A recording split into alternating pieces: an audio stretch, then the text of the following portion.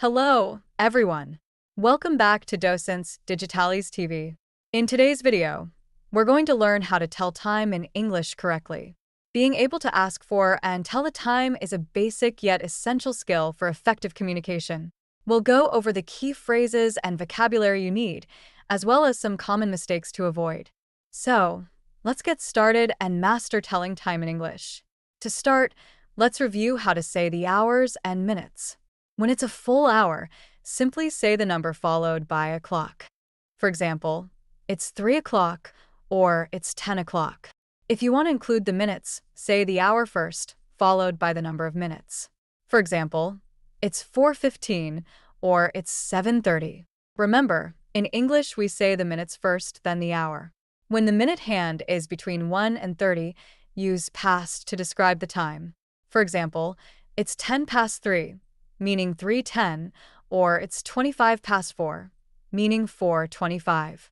For minutes between 31 and 59, use to describe the time left to the next hour.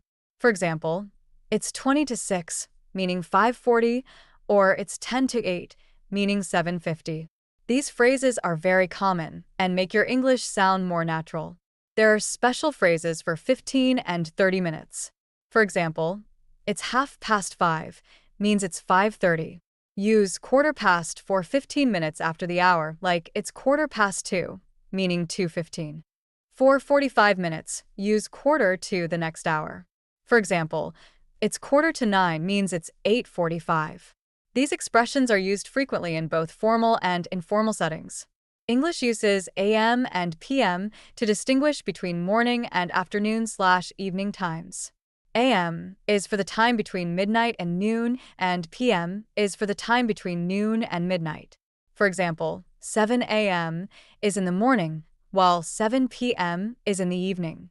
If you want to emphasize the part of the day, you can add phrases like in the morning, in the afternoon, or at night.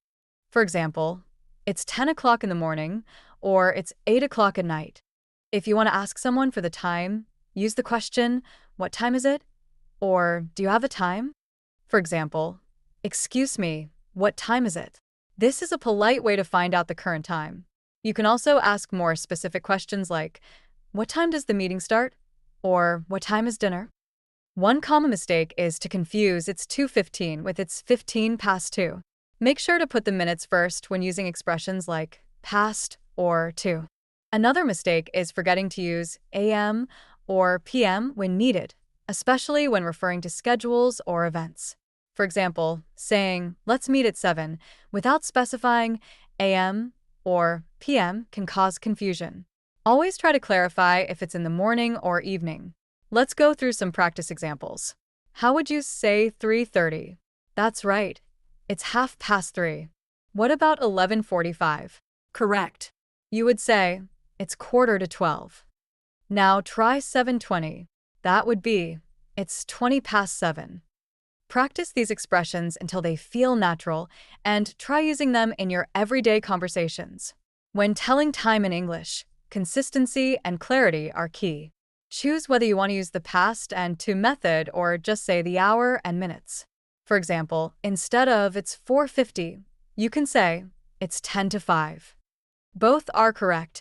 Just choose the one that feels most comfortable for you. With these steps and tips, you're now ready to tell time in English correctly and confidently. Practice as much as you can, and soon you'll be able to answer any question about time like a native speaker.